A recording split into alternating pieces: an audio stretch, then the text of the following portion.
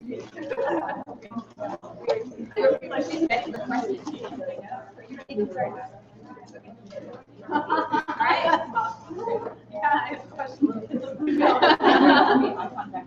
think is like the hardest way?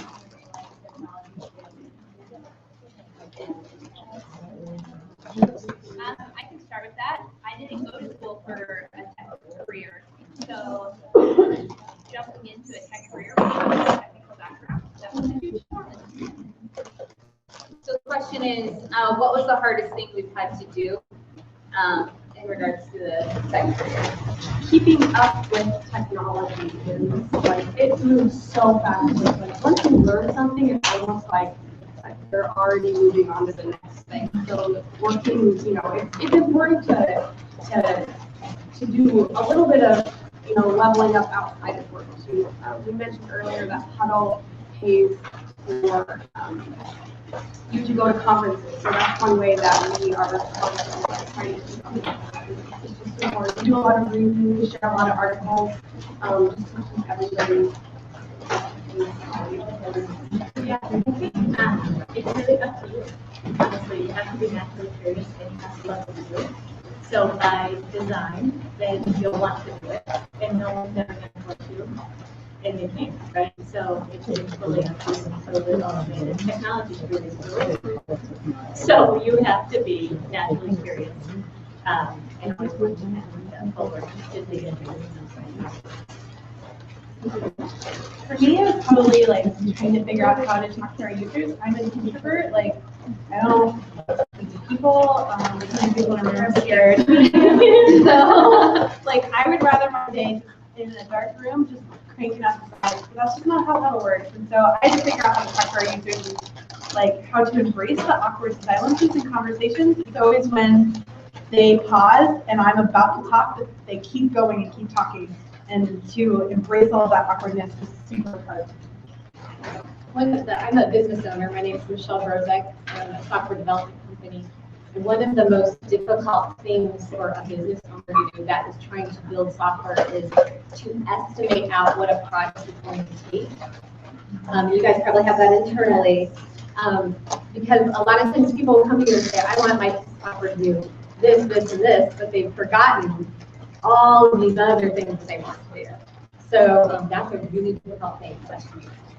How long it's going to take, how much it's going to take.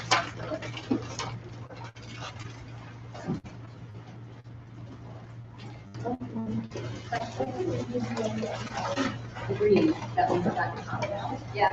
I have an associate's in graphic design at school at Southeast Community College in Milford, which is like a tiny town. I'm a computer science major. I graduated from UNO in '96. Go math. Sorry, so I didn't introduce myself. Michelle Wickard. So I'm co-founder of Dynamo, which is an IT consulting and food services firm here in Omaha. So we just launched 5 months ago, so we are in the brand new stage. But in the IT consulting world, I've been in this industry for about 15 years. And so I was all over the board in college. I didn't really realize the business side of the world existed. So I have a brother who's an electrical engineer, master's in electrical engineering. Brilliant, but that wasn't going to be me. But I had a great appreciation for him. So I really went around the block a few times from a college perspective, trying to, kind of figure it out before I landed. I didn't know what I wanted to do, so I found a degree that would leave my options open. So I got a business administration with an emphasis in economics and then a minor in Spanish because I knew I needed language skills. I wish I would have done a computer science language, which probably have been better for me because I am trying to learn that now. But I went to the University of Nebraska-Kearney. I went to UNL when I was 18 years old. I thought I wanted to be an architect. So I did that for 2.5 years. After that, I was like, I don't think I can do this. I couldn't see myself doing that for the rest of my life. So then I switched to psychology. So I have a BA in psychology with an emphasis in architecture. When I was in high school, I was really good at math and calculus and physics, and so I was committed to Texas A&M to be an engineer and to go there for powerlifting. And about 3 months before I graduated high school, I said, nope, not going to do that. And I switched and I went to art school because on my free time I was like making MySpace layouts for my friends. Anybody remember MySpace? myself. And I was designing like club t-shirts, and I was doing my school newspaper, and I was in art class and stuff like that. And I was like killing my parents' computer with an insane amount of fonts. And so I went to the Creative Center. It's an art school in Omaha, and I got my associate's degree in it's the longest degree on the planet. It's like computer graphics, illustration, and there's one more thing. Essentially, it's graphic design, but it's the longest degree. I'll kind of tack onto that quick. I went through half of a nursing class in college, and I decided that that was not what I was passionate about. So it was a tough choice to like, whoa, I just did half of this and just spent all the time learning all this. But it wasn't where I was passionate, so you know, you need to make those decisions. If it's not what you want to do, it's okay. You know, just find something else. Yeah. Okay, this is a trick question, but how to spell Hudl? How do you think you spell Hudl? Why is it first? Are you asking for the actual Or the companies. HUDL. Like Hudl is everywhere. You can see us walking around in groups down in the market. Anyway, I was going to say wrong. How do you spell CDL. We actually, it started like that. Our company started being spelled like that, and then we made a shift. Why did you change? I don't know, we decided 4-letter website names tended to do better, and so HUDLE was quite a bit longer. Is one version I heard. I don't know if that's actually. I've I never don't know. Our logo, if you haven't noticed, is actually people in a huddle. There's 3 founders, so they say it's the 3 founders. We call it the dudes.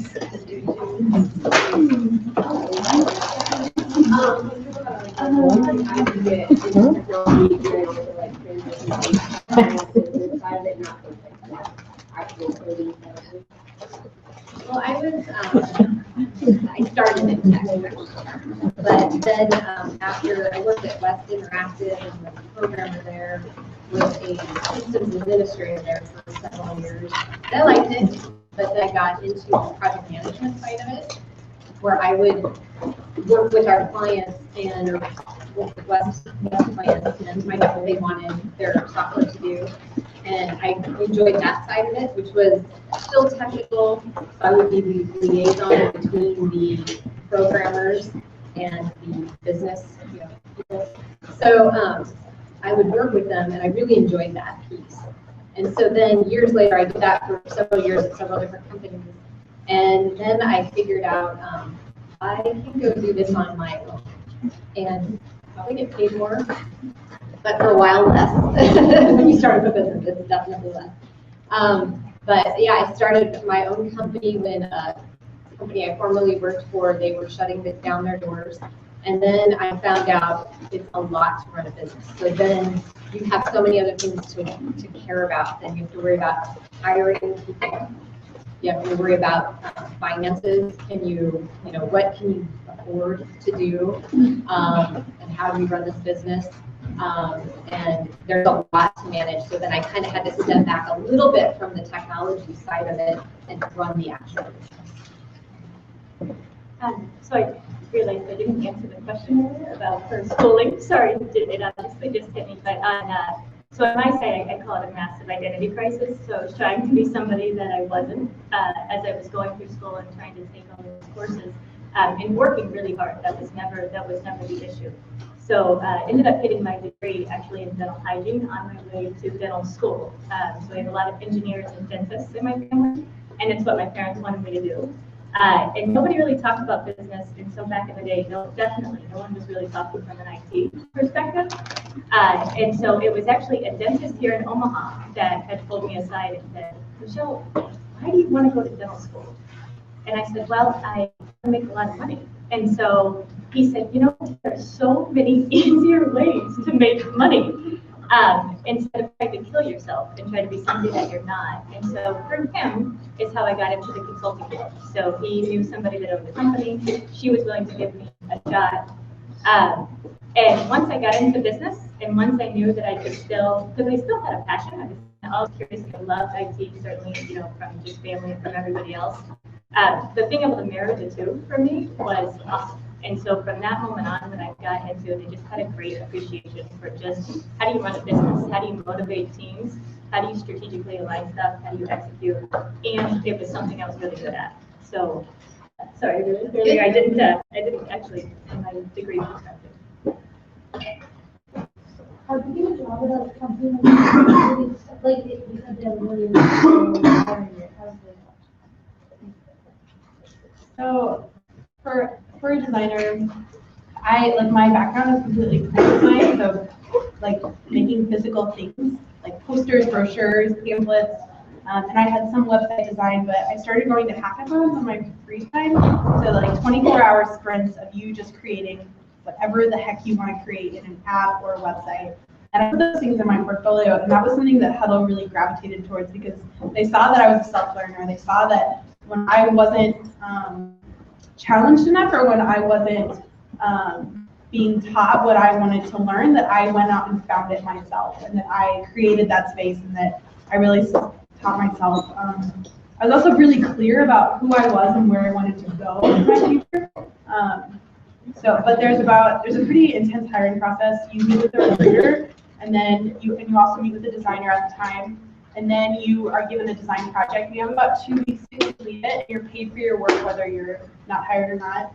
And that's creating some sort of interface. You don't have to code it, like some of the things that you saw Danny and I showing you, like InVision. You can just link the stuff in InVision. And then you have a massive interview at the end where you, oh man, okay, so it's been a while since we've done this. You meet with a designer and you go over the project you submitted, and then you actually interview a coach, and then you draw up a design that fixes the problem that they just kind of explained to you, and then you test that design that you just illustrated with another coach, and then you sit on a panel interview with anybody that would be on your team. So you sit on a panel interview with a product manager, another designer, a QA, your boss, what would be your boss, and then the developer. And they just go around the table and ask you questions about how you work and who you are. And that last step is the span of how long? Like one day? So it's about half a day. So all of that is about 4 hours, 5 hours? Yeah. So each job family has a little different process. QA is similar. We get set with, if you pass your first interview, then you get a project, write a test plan. If your test plan is up to par, then you'll get a second interview, usually with 2 QA members, and then we go on to a panel interview as well.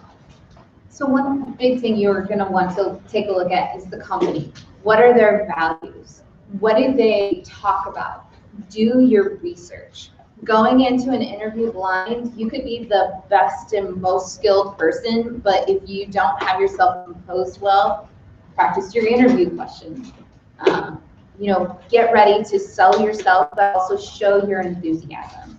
Because if you're very cut and dry, and you can see places like this, we're very lively, we're very competitive. We have the ping pong table is kind of shut off to the side, but there's competitions going on just about all the time in video games or online to see who can code up the best things. We do have like skunkworks projects, so we're competing on those where you can make whatever you want for a couple of days. It doesn't necessarily have to apply to Hudl, but you're just given that time to learn a new technology, show that you're willing to go that extra mile, you're going to work hard, you can monitor yourself. So we do talk, like, we don't have a set come in time, we don't have a set lead time. So we need to know you're going to be able to manage that yourself. Your manager does not, like I myself as a manager, I do not want to watch everything Ashley does.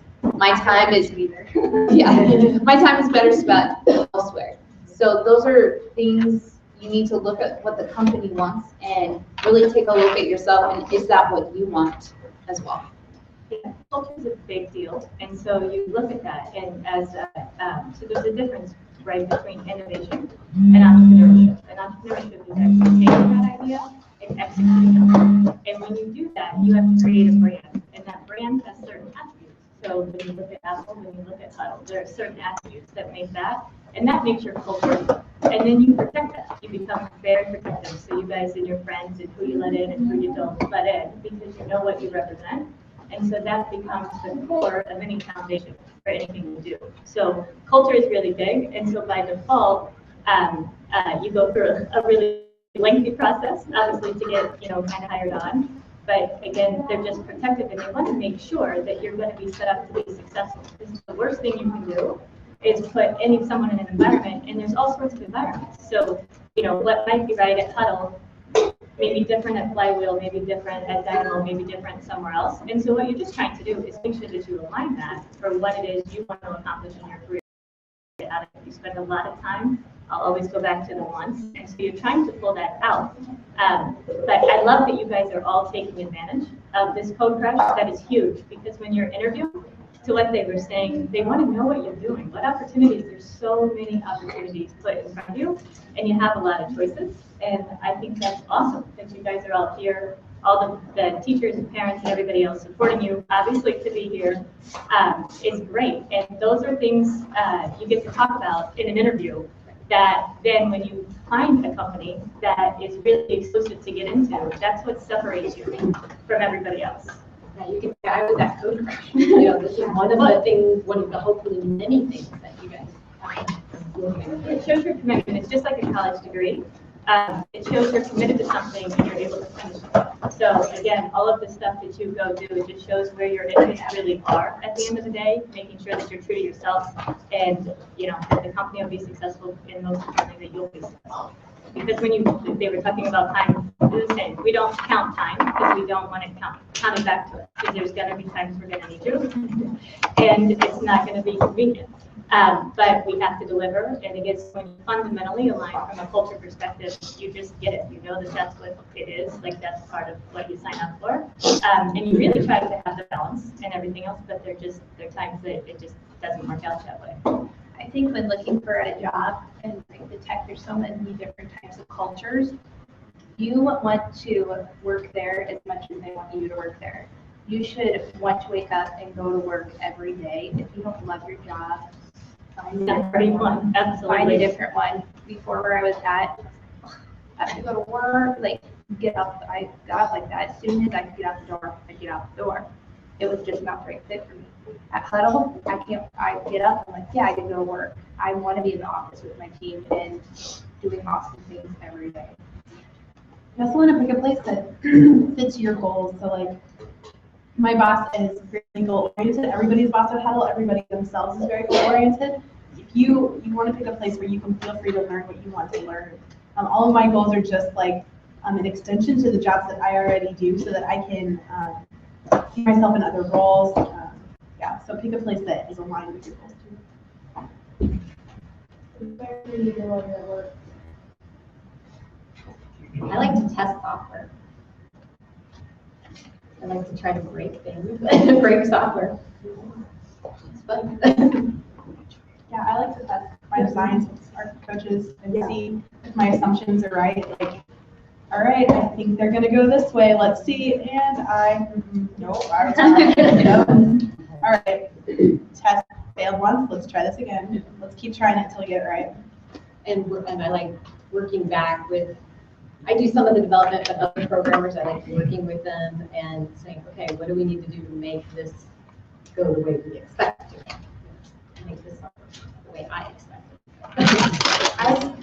I really enjoy people. I look forward to every day interacting with them, whether that's specifically on a problem or a bug I found in the code, or if that's, talking with coach support because the coach is calling in with a problem, or trying to figure out a solution to the problem. Everybody sketches. Like, I am terrible at drawing stick figures, and my designer laughs at me every time we try and do sketches. But like, I love it when they use my idea, or we decide to use my idea. I have a voice in my product, in my feature. Part of me is in there, and I love that. It's the same. I'd love to know what the empowerment piece, so I'd love to know what my role is within the bigger picture and like what we're trying to contribute to, and then being able to do that successfully and get the outcome we want. And so then when you have, from the client perspective, when they call, and you kind of create, it makes me things like game changer or most whatever, and they use, really unprovoked. But that's really exciting because again, you know what your piece of it was, but it takes all of you. So again, what if everyone taken from a culture perspective, but that's probably, that's the drive, that's the hustle, that's the piece of why you work as hard as you do. It's fun to design solutions as well. So to come together with a team of people and say, we've got this problem or this workload that we have to make happen. How do we do that with software? How do we make it more efficient for a business to do what they're doing? That's a lot of fun too. As females owning your own business, have you felt like there was a glass ceiling in your other jobs, or, did you feel you had to work 3 times harder than the males that you worked with? I was fortunate. I didn't have any of that. Every place in school and then every place I worked at, people always encouraged me to go for it and put me in leadership roles to push me right along. So I was really lucky. Not a lot, but I've never. Yeah, same on Piston. I haven't ever experienced it, and I think it's what I love about the Midwest. If you being born and raised in Florida, and why I chose to stay here, and why again recruiting lots of people here all the time. If you're willing to put in the time, people really will invest in you, and I think they respect it. I just think that there's just a level of respect for seeing how hard you're willing to work. And what you're willing to do. So personally, I worked for, before starting my own company, I worked in a publicly traded company, multi-million-dollar company, broke every record, inside the organization, and that was good. But you want to affect change. You want to affect something kind of more and bigger. So that was the only reason for leaving. But otherwise, I mean, any doors were open that I wanted open. It was more of staying true and playing to my strengths. You know what you're really good at, and you know what you're really not good at, and you surround yourself with a team accordingly that complements each other. So right out of college, my first job, I had 2 female supervisors, well, a supervisor and then a manager, all female, and the manager actually acted as my mentor, and so that really helped me guide my career, and she gave me a lot of the skills to be, a leader, that sort of thing. You're 22, but you're going to present in front of the CEO of the bank. That's what you're going to do, because that'll give you that skill. So just a lot of pushing because they knew I could do great things, I guess.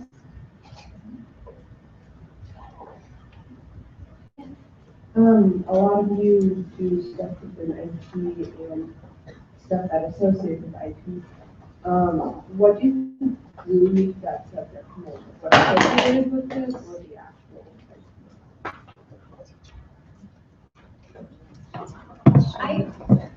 When I was young, like 12, I played video games a lot. And so I liked video games. And then one of us was talking about math. I loved math in high school and was good at it, excelled in those classes. And then when I got to college, at first I didn't know what I was going to do, but I kind of moved and shifted over, took a computer class and a Pascal class, long, old language, but took a Pascal class and I just loved it. And I'm like, maybe I want to program. So that's kind of For me, I was probably drawn more to the process. So I had worked in a bank without a lot of software. There was some software there for some basic account management, but a lot of the other features weren't there. I eventually went to work for the company that provided the software for the bank that I used to work for, and just seeing the things we were able to do, watching those processes get faster, constantly challenging myself to find those bugs. I love to break things and I love causing problems. So like that was really fun for me. It's a constant puzzle. It's a challenge. And as I'm getting more, I'm trying to push myself and learn all the time. So I'm trying to learn some different programming languages. That's just another puzzle for me to solve. So that, to me, I would say probably more the process drew me to IT because it was constantly changing. I could work with some other great smart people that are pushing me to be better. I never want to be the smartest person in the room, ever, because I want to be challenged and, you know, all right, I'm at this level now. Okay, who's next on my list? Who am I going to go after now? Like, what can I learn from you? Because I want to learn. I kind of second that. The process was something that drew me towards that, very detail oriented. So to be able to follow the process and, you know, find everything is really rewarding. For me, I started in design, and the program that I went through wasn't really focused terribly on teaching us HTML and CSS, and I don't think a lot of other design programs in the area are.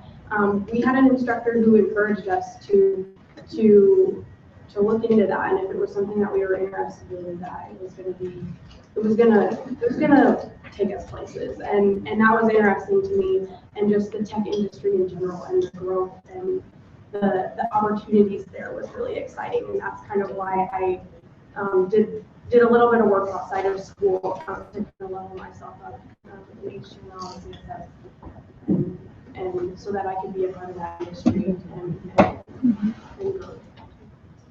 So one kind of fun thing, sorry to pull back, but one thing that I really like about the tech industry is I can change my mind on what I want to do when I grow up. Nothing is off limits. I love what I do today.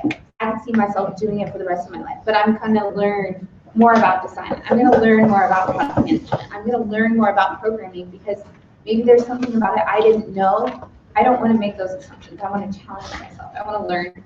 And who knows, maybe, you know, somebody asked me 5 years down the road, what am I going to be doing?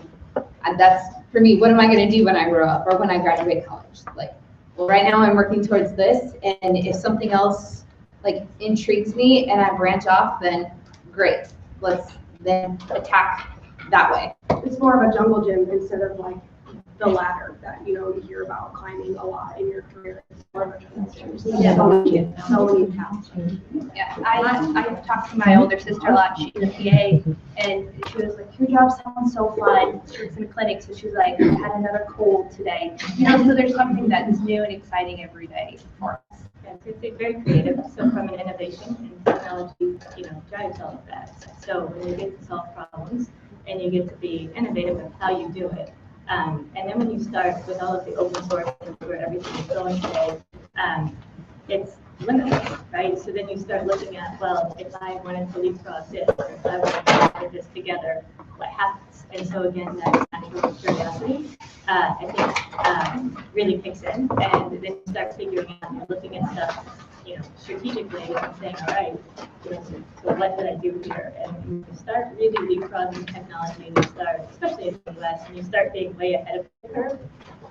That's really, again, it's exciting because you're sitting there like, wow, like, you know, we're doing stuff that others aren't doing, and it's a different way to look at things. And so, and none of which, again, will all get there a different way. We just have to be right. So we have to be right, and have to work, and be effective, you know, and scale and serve the purpose. So.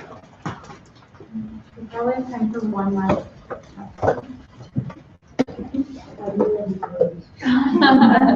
We have a razor scooter race as long as there's time. No. Seemed like the losing side. I was like, oh, it's like more. Roller, you guys. Oh,